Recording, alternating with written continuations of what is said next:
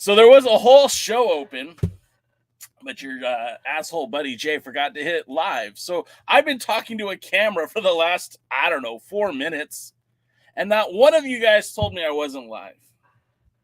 Yeah, it's all your fault. Hey, this is the Pre-Party, a presentation of Alliance-Wrestling.com, your number one source for news and information. My name is Jay Cal, and somehow, some way, people keep letting me do this, and I just don't know why. We are proudly sponsored by Dubby. It's great for energy. I put ginger ale in mine today, and it's been nice, very refreshing. What is up, my friends? Tim, Steve, Willie, I see Mandy's in the house. The great Kisa's here. I'm in a little bad mood because I literally just spent the last 5 minutes talking to a camera that obviously wasn't broadcasting what I was saying. I'm going to blame it on having a late night because in a matter of, Saturday night, I was in Tijuana, Mexico for the Lucha Libre, Lucha Libre event down there in Tijuana. Then later, last night, I was at Monday Night Raw, the first WWE event I've been to in probably about 8 years. No, that's not true. Not 8. Like maybe 5. Unless you count NXT and then like 3. But you did, Steve. You did say it was Showtime. And I said, yeah, it's Showtime. And oh, man.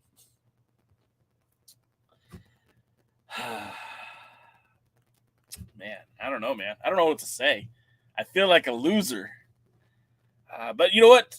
We don't resonate in the negativity. We take that step up, just like the NWA has taken that next step.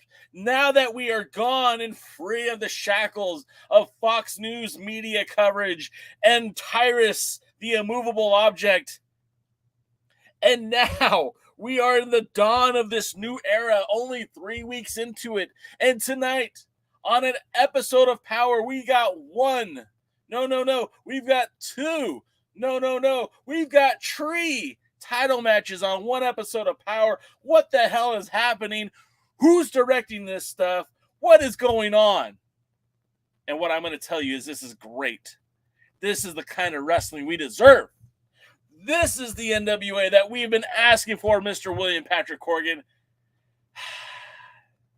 And I'm not going to say that it was us that made this change for you guys. I'm not going to say we are the ones that advanced this for you.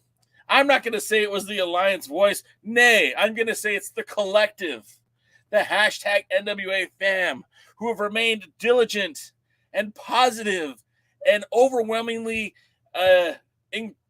incredibly brave to continue to watch a show that sometimes wasn't the best. Can I stop rambling now? Can we just talk wrestling? What's up to my buddies? Again, Heebs is here. Dave Scooby's here. Who's Danny? Steve, who's Danny? Are you talking about on my show, on this podcast, or are we talking about on Power? Dave Scooby says, I thought Billy blocked your broadcast. Yeah, if you guys want to talk about Raw, I actually had a really good time, and I'm shocked how good I thought some of the wrestling was.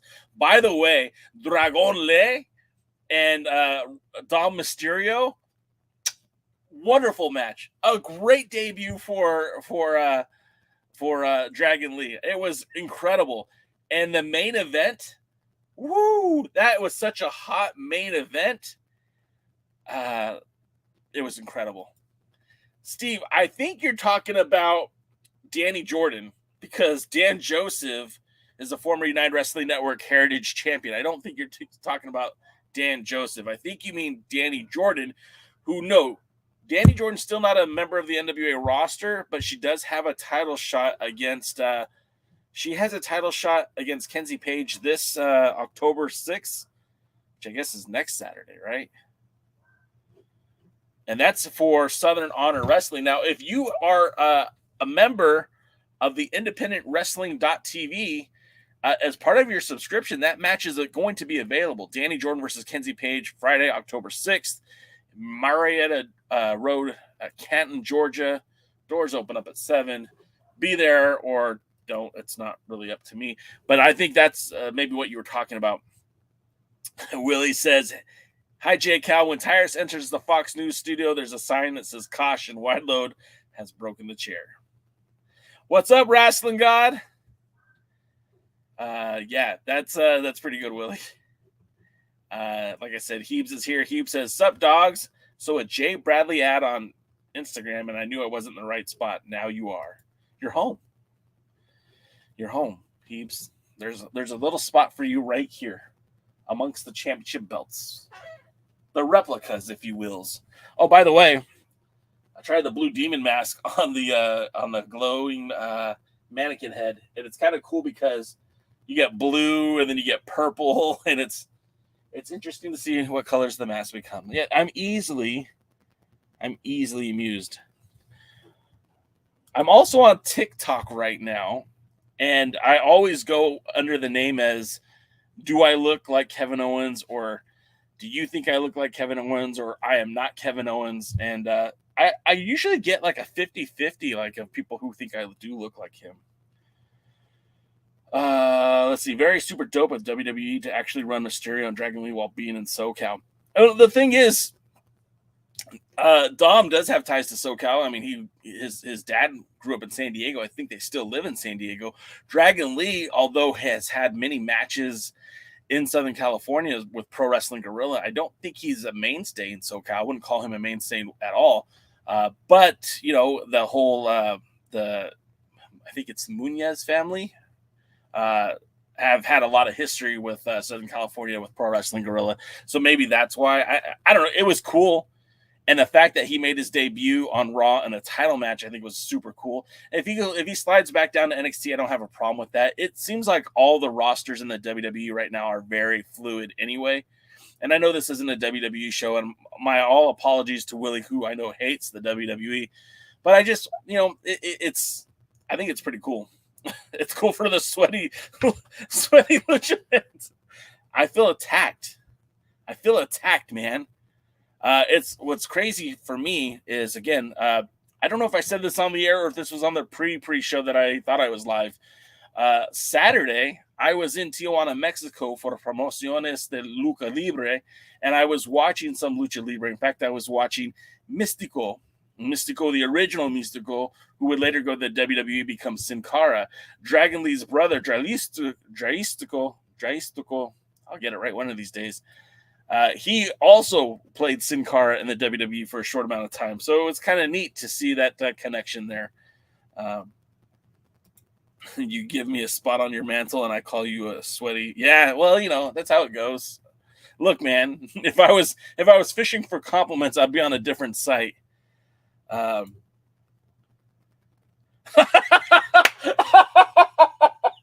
Jeremy, awesome. I thought, look, that match was off the charts. By the way, the reason why I'm a huge Finn Balor fan is because of this title right here. Now, I know our pal Tim in the chat will say, "Oh, that's Drew Onyx's belt. That's Drew Onyx's title." And he's not wrong. But to me, this will always be the belt that I was introduced to Finn Balor wearing. Fergal Devitt was the British Commonwealth champion when I started watching Fergal Devitt. So that title holds significance for me because even though my daughter's on the TikTok. What's up, Claire? Even though that the British Commonwealth Championship was a title for the NWA Hammerlock, and to a lesser extent the promotions out there that in Canada, it had such a run in Southern California with guys like the aforementioned Finn Balor, but also Carl the Machine Gun Anderson and a few others. So it was a lot of fun. The other world championship. Yeah, I mean, look, I fully embraced that message at the time too. That title traveled consistently between the United Kingdom, Canada, and the United States, and had a long historic presence in Santa Monica, California, which is very well known for its British Commonwealth ancestry, I guess.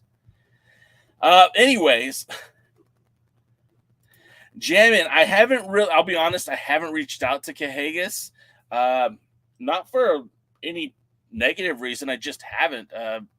he is somebody that I would like to have on the podcast again at some point, as he was in the previous eras. He was a national champion. At one point, he and our old co-host Kevin Frazier had a matchup it was a junior heavyweight championship match versus the national championship, and at the end of the match, both men had the other titles, and they thought about just keeping it, which would have been really weird. Somehow they just handed them back. I don't know.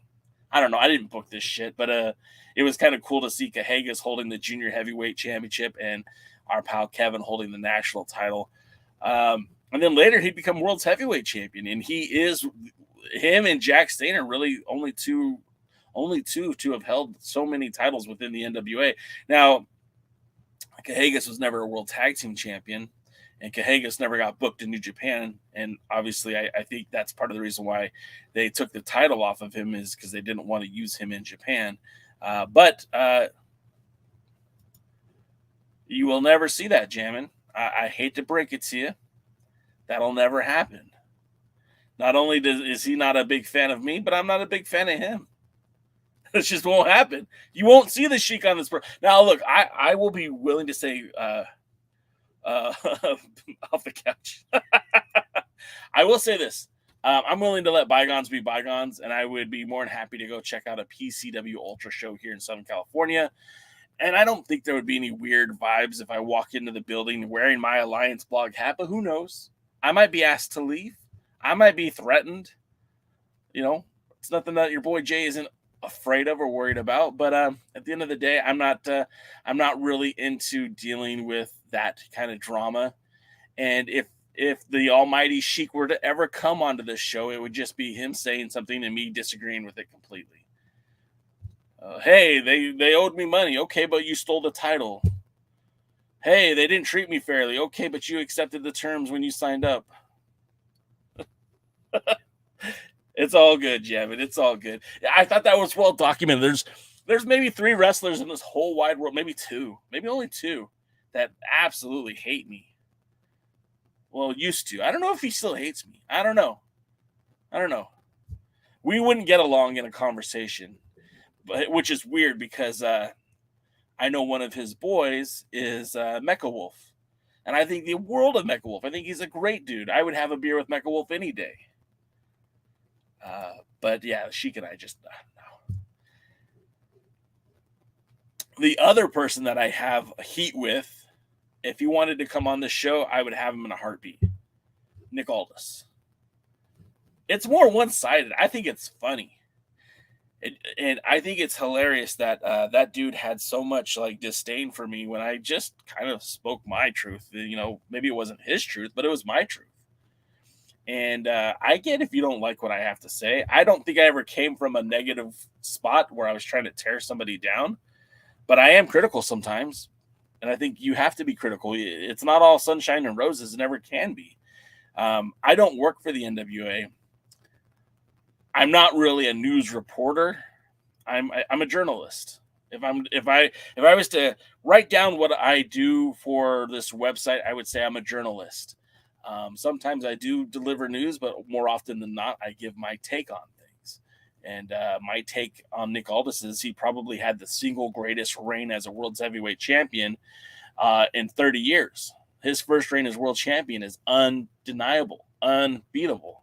And as someone who's a huge Scrap Iron Adam Pearce fan, Aldis did China, man. Aldis did Australia. Now, let's take also into consideration, Aldis was also backed by a millionaire William Patrick Corgan, which Adam Pearce didn't have. Pearce did it on his own. Aldis did more, but Pearce did it on his own. The second reign of Nick Aldis was very forgettable. I know they used that to launch Power, but because of the pandemic, it was a facade. So many times there was rumored that they were taking the belt off of him. He didn't have as much traction as he had prior. I mean, his dates dried up on the indies. All he did was work Power, and even then wasn't on every episode to wrestle, but on every episode to talk. It really became too much for me.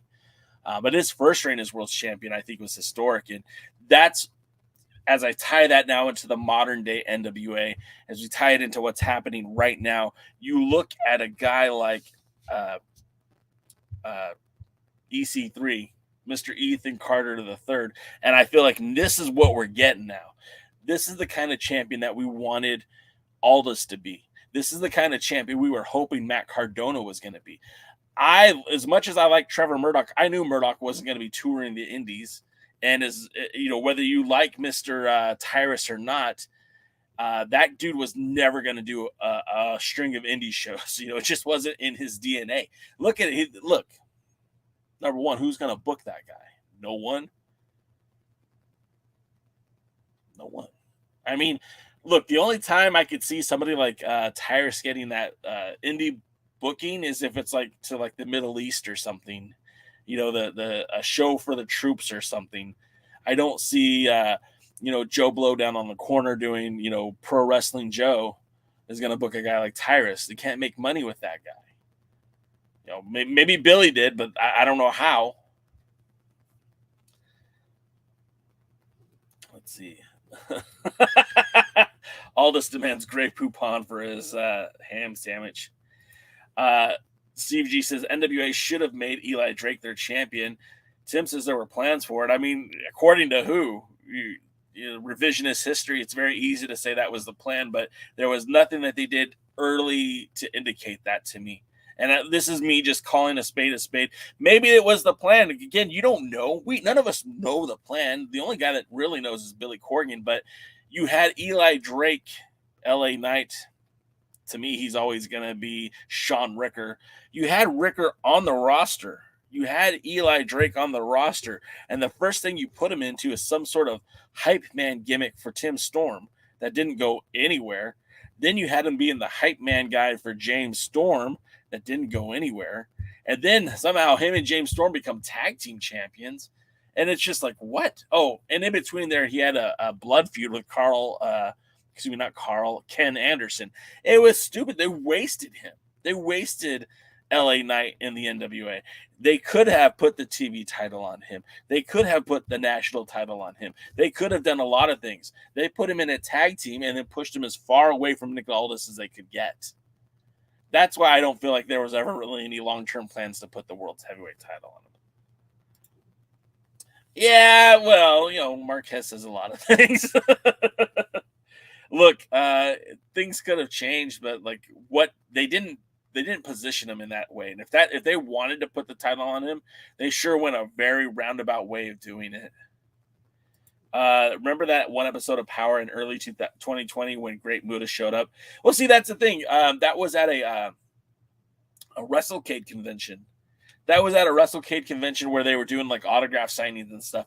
That would have been cool as hell. But even then, like at the time, if it happened in an NWA ring, that would have been cool for nostalgic reasons. If it would have happened in Japan, it would have been cool because it would have meant more international exposure for the NWA and Nick Aldis. But at the end of the day, you're talking about, the Muta, Kenshi Moto, whose knees were pretty much shot at that point, wasn't going to be able to give you a 5-star match, wasn't be able to give you a 4-star match.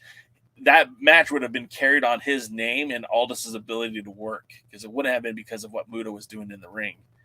And it's sad. I don't mean to sound like a big a-hole because I love Muta, but like at that point in time, he wasn't going to be able to give you that high quality match. Rosville's in the house. What's up, Roz? Steve says Tyrus could be the biggest mistake NWA ever made as far as a champion goes. I mean, like, look, on my short list, he's definitely number one. And I'll say this, and let me backtrack a little bit because I feel like every single champion has brought us to that next step, brought us to another point. So as much as we say how awful Tyrus is, if it wasn't for Tyrus being so awful, would we appreciate EC3 as much as we are appreciating him? It's the old adage, could there be a heaven if there's no hell? I just feel like if it wasn't for 8 months of Tyrus as world's heavyweight champion, what did we get? We got one international title defense in Mexico City with AAA. That was a good thing. And I know it was a Billy Corgan AAA move. That wasn't Tyrus getting that match. But you know what? you put the world champion in Mexico City. The fans in Mexico City popped for him. Now, of course, they put him in the ring with somebody who was very much a heel in Daga, and it was nothing that Tyrus did to injure Daga in that match. So for that point, and the fact that Tyrus was able to audible it and still, get a close to that match that they desperately needed for TV, you got to give him points for that. You got to give him points for getting the title on the Super Bowl. You got to give him points for bringing the belt on Fox News. Did it translate to anything? Probably not. But it wasn't for a lack of trying, right? There's definitely effort given.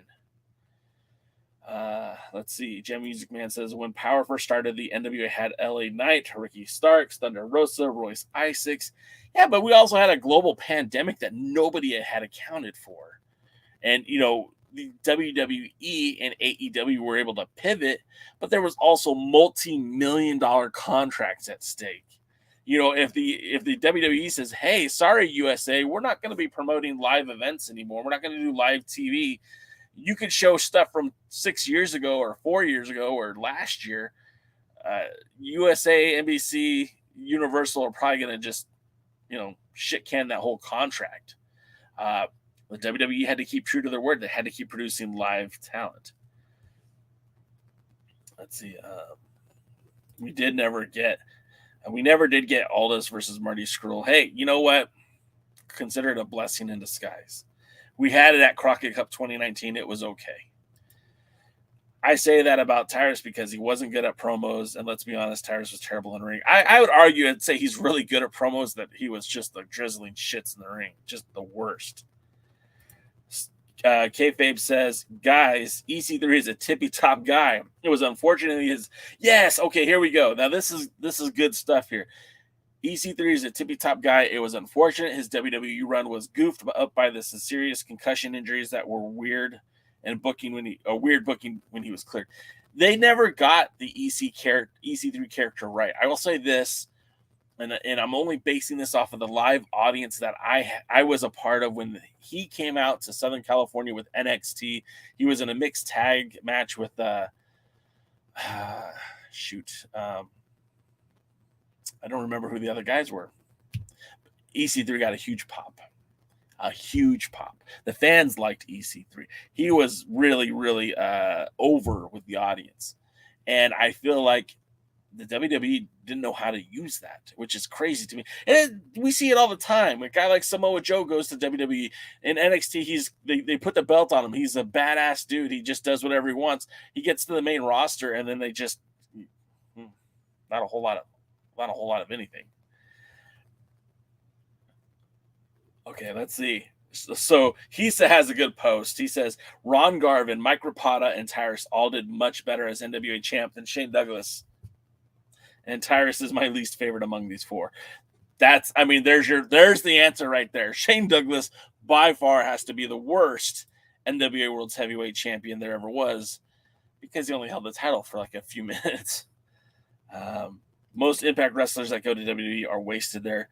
Yeah, Bobby Roode got over pretty good with the crowd. Injuries had derailed him. But yeah, you might be onto something. AJ Styles did pretty good, but I think that's because of AJ Styles, not because of anything else.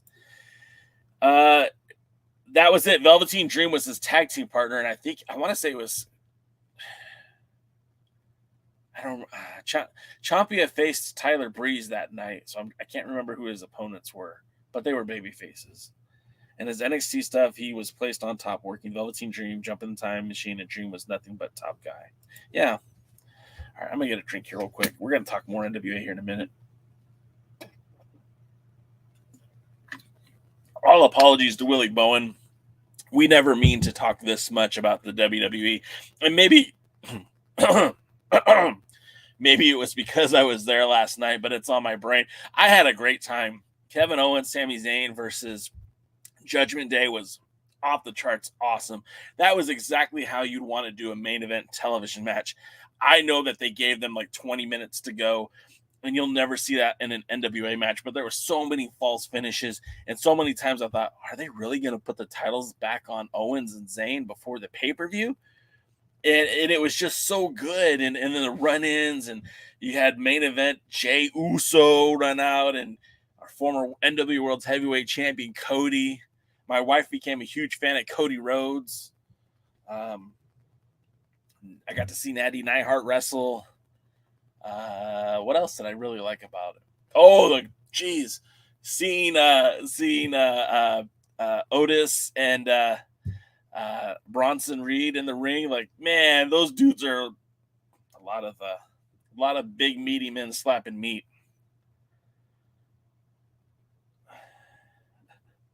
Anyways, so let's talk about the NWA. First and foremost, I think it's important to note I am seeing more and more advertisements on the internet for wrestlers in the NWA who are who are in the NWA showing up on other cards. And I think this match is going to be off the charts. Crossfire Wrestling, which again, I think is also on the Independent Wrestling Network, which is literally a channel I'm going to have to invest in.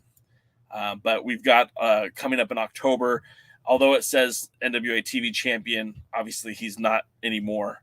It will be a title. The KFW championship is on the line. Juventud Guerrera versus Tom Latimer. I think that's going to be freaking awesome. We've got the Northern Queens promotion in Finland. I don't know who that is, but she is challenging our TV champion in Max the Impaler. You see our world's heavyweight champion will be in Nebraska later in the month as he not defending the title, but challenging for the Magnum Wrestling title. So there's a lot more NWA associated things. Of course, we know that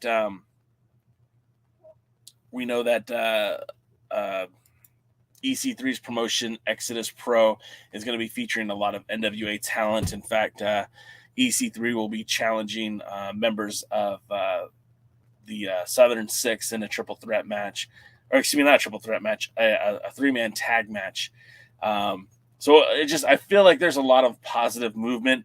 But tonight, I mean, again, we have some title matches. Of course, tonight's Power brought to you by youtube.com/the NWA. You've got, the return of Kamille. She steps back into the ring to face Madi.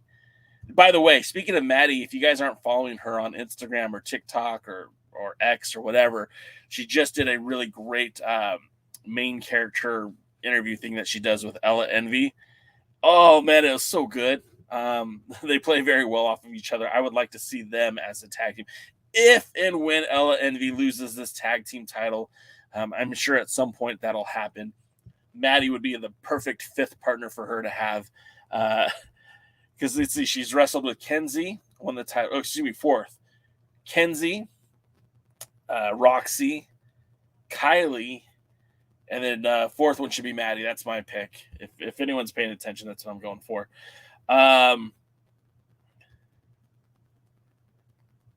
Yes, Bradley. We'll get there. We'll get to Bradley J. I think I'm the one who's hot, not pronouncing the Salwin pay-per-view like they do on Power. Yeah, look, organically, I say Sam Hain.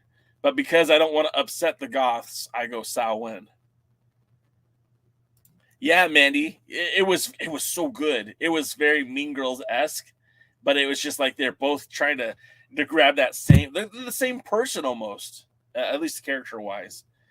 All right, let's get back to more of the matches for tonight. Of course, I think this is going to be a very big one. I think you guys will be very I saw this already. It's already happened. It's recorded. But this is going to be a fun match. You're going to have Blunt Force Trauma, or as our pal Aaron Stevens says, or something like that. I don't know. I need to work on it. I'm not there yet. But Murdock's looking tough versus BF2 looking tough. You know who wins this one? The fans. Next up, also on tonight's show, we have the qualifying match. Now, this one is interesting because I think it was last week, or was it 2 weeks ago? Zicky Dice won a 4-way to be the other side of the coin when it comes to that TV title match. And look there, I mean, you've got the Overboy, Jordan Clearwater. We've got the favorite Mims. You've got Sexy Jesus, Chris Adonis, and Blake Bulletproof Troop representing the Savages. That's a tough group, and that's a tough call. Now, I mean, if you were there, you know who's winning, but man, pick them. Let me hear in the chat who's going to be the guy to face Zicky Dice. Leave your comment here. I'll even write it here. Who is going to win the TV title 4-way? I think it's going to be pretty fun, a fun matchup. I know it is. I saw it, but I'm curious as who do you guys think is going to win?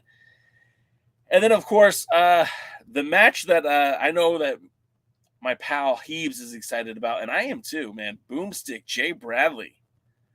And you guys, I call him Boomstick. That's his old nickname back in the day because he used to unleash these lethal lariats. They called them the Boomsticks. And this is a different opportunity for Jay Bradley. When was the last time you saw Jay Bradley in the main event? When was the last time Jay Bradley had a shot at any title, even the U.S. tag titles? It's been a minute. So seeing Bradley step in the ring with EC3 for that World Heavyweight Championship, I get it. I know, like in the top 10, you know, the wins and loss records might not indicate how good this matchup would be because, you know, Jay Bradley has been in that ring, you know, mostly as a tag wrestler. So, I mean, in reality, he probably shouldn't be in this shot, but I really think this is going to be fun. I think this matchup is going to shock a lot of people, and I think this is going to be a lot of fun for everyone who's going to watch this match. You know, EC3, when he beat Tyrus for the 10 pounds of gold, he fought somebody who was quite literally twice his size. I mean, both in terms of size and weight and strength. I mean, Tyrus is a very big dude. Bradley, not Tyrus, but pretty big as well. So it'll be a fun match to see how EC3 accommodates the lack of size and strength. You know, he's obviously going to have to rely on his stamina and speed, but more so than anything else, it's his wrestling prowess, I think, will be the big difference maker here. Also, while we're still talking about the NWA, because I didn't put it up earlier, we know that the tickets are on sale now for November 4th. I will say this, guys, as somebody who drove all the way to Nashville from St. Louis without a ticket in hand, and then was told that the tickets were sold out. You want to buy your tickets now if you're going to be in Nashville for these TV tapings on November 4th. Don't make the same mistake your boy J. Cal did. Make sure you have tickets, because nothing's worse than having to beg and plead on the internet to get entry to a wrestling show.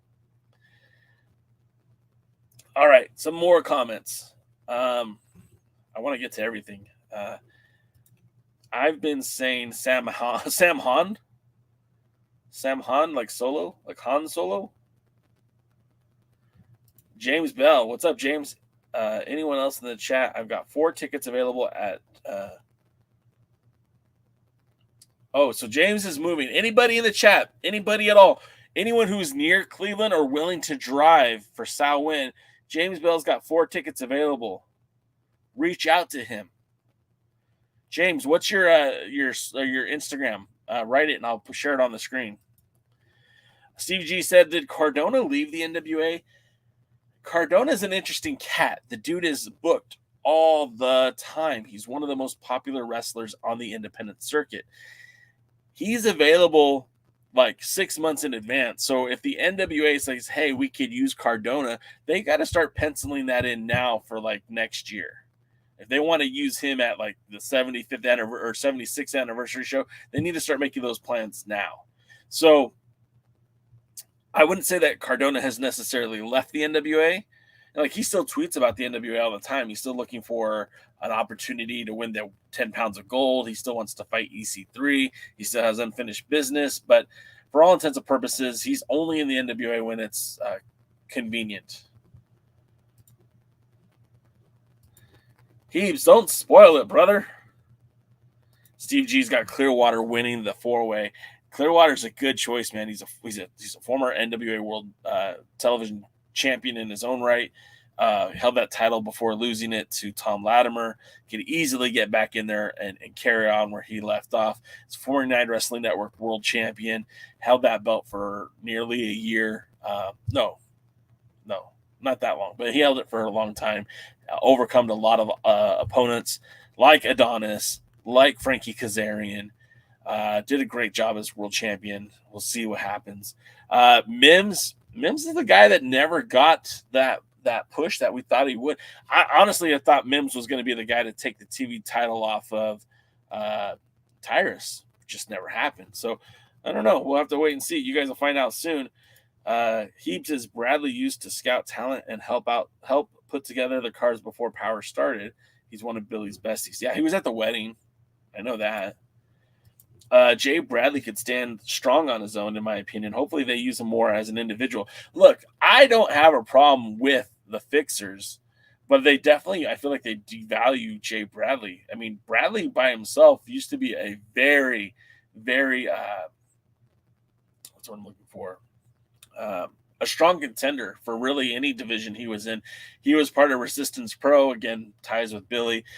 He used to come to Southern California back in his early days, and he would compete both with Pro Wrestling Guerrilla and, usually teaming with CM Punk or Colt Cabana or Adam Pearce. And then also as part of the original New Japan USA that actually was on TV for a short time here in Los Angeles. Big hulking dude. I don't think he ever got the opportunities he probably should have. For a guy that size and that talented, putting him with Legursky's fun, but I think to what Mandy's saying, I think he could be better as an individual.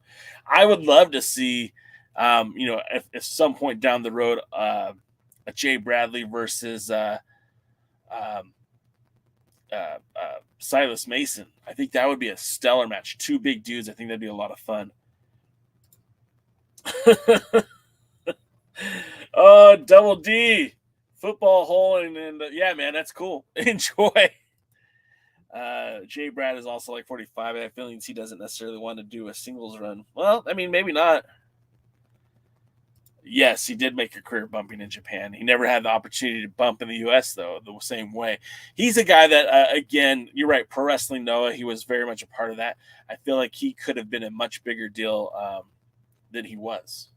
Had there been an NWA maybe 5 years ago to this level, to this prominence, I think you would have seen a lot more about Jay Bradley. But, I mean, look, you look at that NWA roster, there's a lot of capable people there. There's a lot of people who think that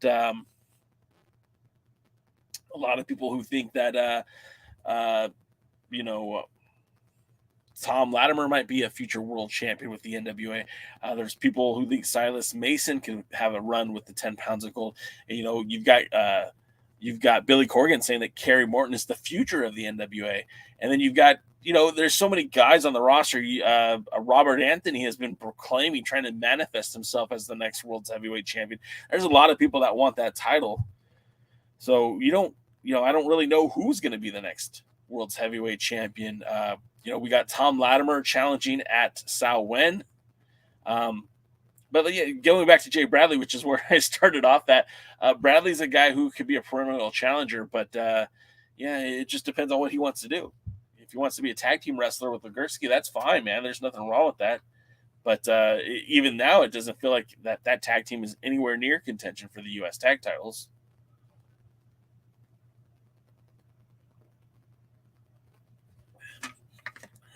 How have we only been talking for 40 minutes? Feels like a lot longer. Let's see. So it's Tuesday. What do you want to talk about? I've been doing a lot of talk. I want to know that you guys who do you think is going to win the TV title? Or excuse me, let me say that again. Who do you think is going to win tonight's TV title qualifier?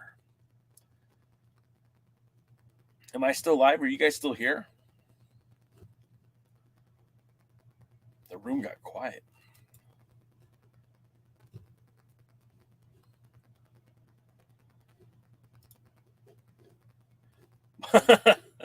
Pam is the best. Chris Adonis is going to win. Let's see. Willie wants to remind everyone Don't forget about Mims, Chris Adonis, Blake Bulletproof Troop, Dak Draper. Yeah, all those guys are great. All those guys are really, really good talents. And that's the thing. That's the cool thing about the NWA right now, where it's leveraged. There is very much a future here. There's very much a lot of younger talents available to grow with the company. But then there's also guys who are ready right now, like Tom Latimer, like Chris Adonis, like Dak Draper. These guys wouldn't take a whole lot to get them into that world title picture. And, Adonis has already been in that picture. Winning the TV title would help leverage him to that next step, getting the shot at EC3 or Tom Latimer, whoever walks away from Sal Win as world champion. Of course, there's a lot of good guys still in the company. But Pam says Chris Adonis is going to win tonight. Double D says what's on Power tonight. I'll go over it again real quick. We've got 3 title matches. Double D, we've got the U.S. tag titles are on the line as the Brothers of Funstruction are going to challenge Talos and Daisy Kills. We've also in action, we have Murdock's challenging Blunt Force Trauma for the World Tag titles. And what I believe is the main event, you got Jay Bradley challenging for the World's Heavyweight Championship, EC3, in what is his first televised title defense since becoming world champion. So it's pretty exciting. James Bell said, is Psycho Love still in the NWA? It doesn't appear to be that. I mean, anything is possible. I don't see them on the future event posters. Again, we know that the tickets are on sale for November the 4th. Hey, Pam, will you be there on November 4th? And I don't see any indication that Angelina Love or Fodder are on that roster. So I don't think we'll see them anytime soon, but we'll have to wait and see. Hisa's here. What's up, Hisa? Even though he says I'm not here. Rosville is looking for the heat with Pam. Adonis versus that Chippendale guy.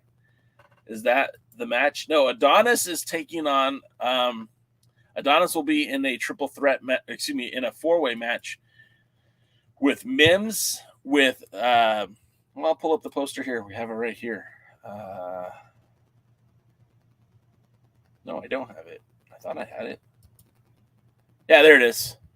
Adonis versus Mims versus Jordan Clearwater versus Blake Bulletproof Troop in a qualifying match, an eliminator match, if you will, for the TV title.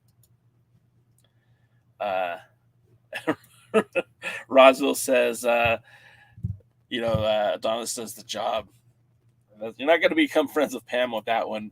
And hey, Pam, happy early birthday. That's cool, man. Nashville's a great place to be, especially on a birthday. I think Psycho Boy was injured. He just made a post about coming back from being hurt or something. Hey, I hope so. Look, I don't think he was bad. I just think he was still in the process of developing. Fodder was a good enough talent. It's weird because, Power used him one way. On the indies, he was used another way. It's kind of hard to work how it was. Kind of mumbling, stumbling here.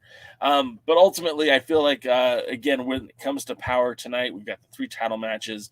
We haven't seen that in a while for the NWA. I don't think we've seen that at all since the Light Me One era.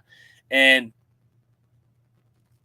as we go to Sal Win, as I pull up the event calendar, and there's more matches being added to the event calendar. Again, alliance-wrestling.com for all the upcoming events. But on October the 6th, you've got Danny Jordan, Kenzie Page for the Women's World Championship at Southern Honor Wrestling. October the 7th, we have Double Down with Exodus Pro. A lot of NWA talent appearing on EC3's promotion, Exodus Pro. There's also the championship match with, it's not on the calendar yet, but it will be soon, with Max the Impaler as she heads to Finland, as they head to Finland, to defend the Women's Television Championship.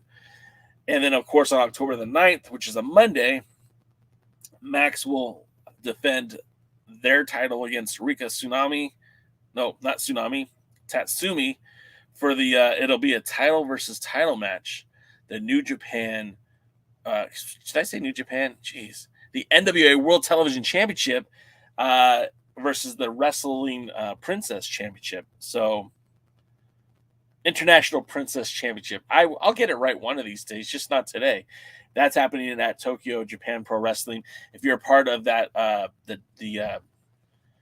believe it's Pro Wrestling Noah, DDT, and TJPW. If you're part of that subscription service, you'll be able to see the match on that. I think it live even. And then, of course, on October the 22nd, EC3 will be defending the 10 pounds of gold against Pat Buck at Wrestle Pro. Again, Wrestle Pro, their shows are also available on the Premier Wrestling Network. So you go to Wrestle Pro online, you can find that match there. So you're getting a lot of NWA content, not necessarily from the NWA, which I think is exciting. I think it's kind of cool. We'll have to just wait and see what's next for the NWA. And then, of course, Samhain happens on October the 28th. The matches announced so far, we know we have a World's Heavyweight Championship match, Tom Latimer taking on EC3.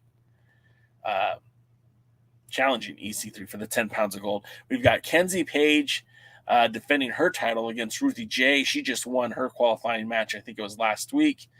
And then it wasn't no formal announcement, just a flyer that we've got Colby Carino defending his junior heavyweight championship against Joe Alonzo, that match looks exciting. Of course, that match it was kind of funny because Jamie Stanley manages both of those guys, so it'll be interesting where loyalties will stand there, right?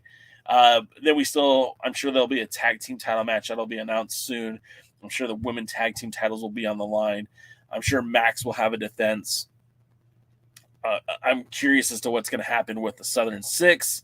I'm curious as to what's going to happen with, who is the TV champion and who that person will defend against. So there's a lot of things going on here. Let's see. More of your guys' comments. Fodder appeared on every Control Your Narrative event, and it's pretty clear NWA books their friends. There you go. Double D says, Kenzie Page is the GOAT Burkholder.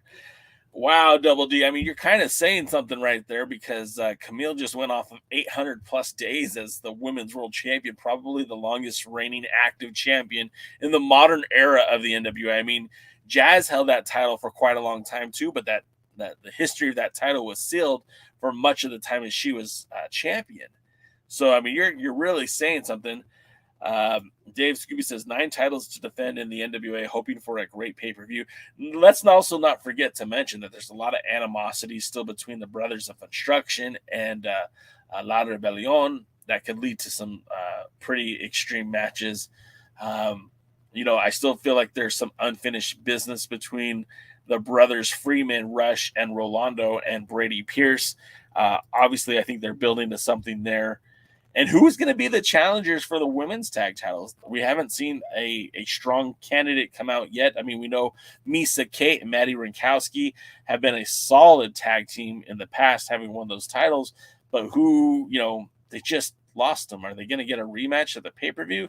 Or are we going to have a new tag team come in? Maybe Heather Monroe and Ray Lynn as the Hollywood Blondes come back. I mean, I don't know. I'm not sure what's going to happen, but there is opportunity for a lot of interesting things to happen between now and then. Rolando Blackman out of the wrestling. It's Freeman. His last name's Freeman, like the Masons. And I don't think we get to tell them what to do. Double D says Rolando is going to be on the podcast Kickout Crew this Thursday. You just let them know that your pals at the Alliance blog say hi. Don't do that. I'm working on getting some interviews too. I've actually reached out to a couple of guys. We're just waiting for to line up some dates. But Jeremiah Plunkett will be making his return to the podcast soon. We'll be talking to Mecha Wolf hopefully prior to the Samhain pay-per-view. I know that there's interest with Tokyo Monster Kahagas. We'll have to reach out to him. But yeah, we would love to have some Double D. You're going to say, hey, the Alliance blog says hi. And he's like, who the hell are those guys? Who are those guys? But what's interesting, and I want you guys to, also, I don't want to forget to mention that Joe Kazana Promotions, that their live Their recent pay-per-view wasn't even a pay-per-view. Your boy Jay's not okay today. I don't know what's going on. Joe Alonzo, not jeez. I quit.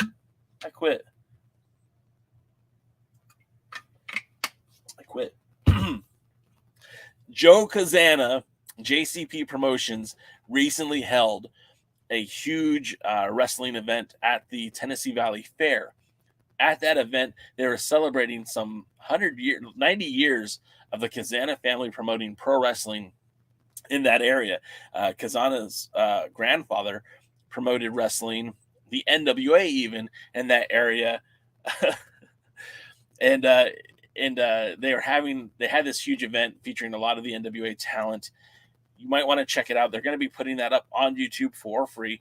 Make sure you go check out the Wide World of Wrestling, Joe Kazana Promotions on YouTube. Give them a follow. Give them a subscription. Subscribe, whatever. There's no cost to you. Plus, you're going to get to see all this great wrestling. One of the matches we know that happened on that show, we don't know if it was for the TV or national title or not, but we do know that Tom Latimer was challenging the champion. I don't know which title he was defending. Our boy Silas Mason, who's been on this podcast before. We know that Kamille is in action. We know that Pretty Empower is there. Kenzie Page is there, plus the stars of Joe Kazana Promotions. You definitely want to check that one out. I really feel like that's a good event, good time to watch some JCP get introduced if you haven't watched it before. But we're going to wrap it up there, guys, because I got to be honest, I'm not on my game today. It happens every now and then, so we're going to just call it a day.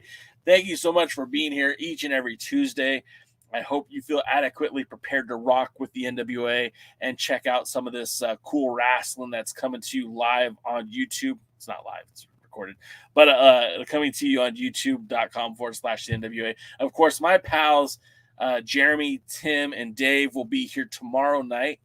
A little bit later time, 30 minutes later than usual. That's the new time for them, as the other Alliance guys appear at 6:35 Eastern to talk all things NWA. They're going to be talking about the new documentary series on Netflix. They're going to be talking about MLW, I believe, some fantasy booking, United Wrestling Network, and of course the NWA. They'll probably talk about what's happening tonight on Power.